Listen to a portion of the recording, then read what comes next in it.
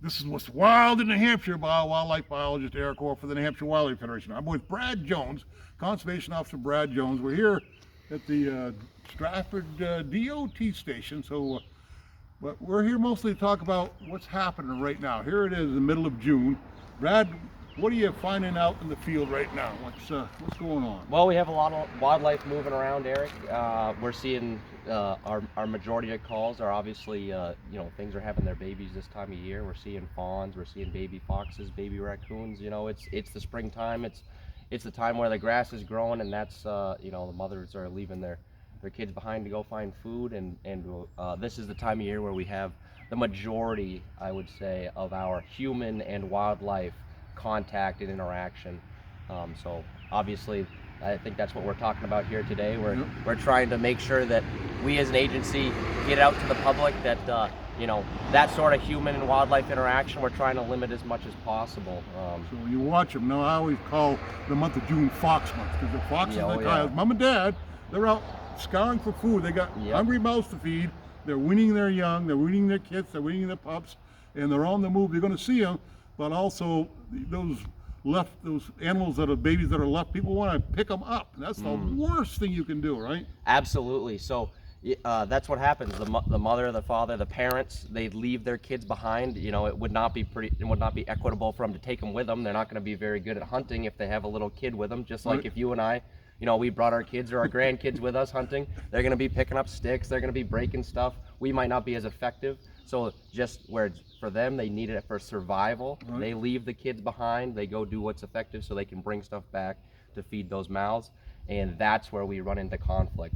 We have individuals that may see a young fox or deer or anything on the side of the road, in their yard, something like that, and they, their desire is to help that animal out, right. When in reality, leaving the animal alone is the biggest help. It's the biggest help. I tell people leave it at least overnight, and then maybe call a rehabilitator. There's a whole list of rehabilitators on the New Hampshire Fish and Game website. Seek their advice before you touch anything, whether it's a bird or any wild animal. Get advice. Absolutely. Most of these animals, when they're born, they lack scent.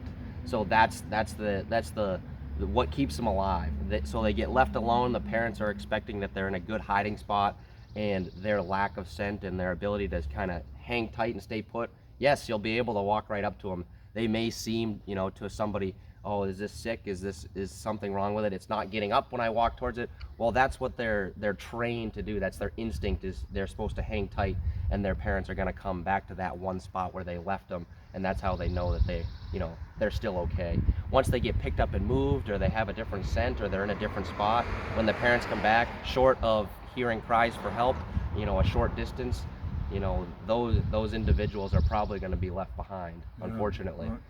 The best chance of survival for these things is that they get left alone, and that's just the fact of the matter. I read, I was up to camp a couple weeks ago in Maine, and heard that somebody brought a raccoon into Petco to have its nails clipped. I'm sure you heard the story too. Yeah.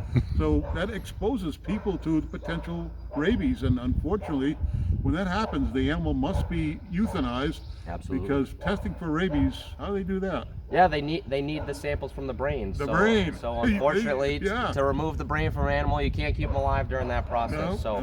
Any exposure, and you see from your primary care provider or Health and Human Services, if there is contact with a species that is known to carry rabies, which we have multiple of in the state, they're going to recommend that it gets tested, just as a safety sake for the individual who was moving it around.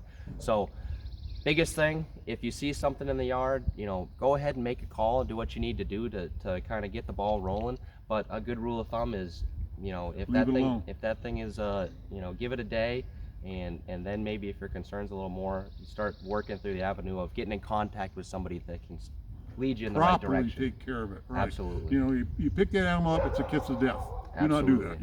You pick that animal up and decide you need to save it. You just killed it, so you gotta leave them alone. Absolutely.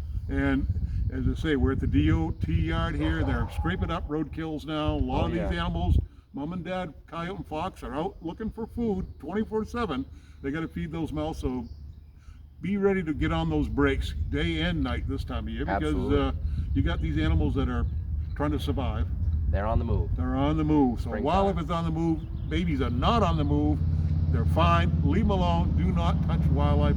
Brad, thank you very much. Absolutely. This is wildlife biologist Eric Wolf. What's wild in New Hampshire.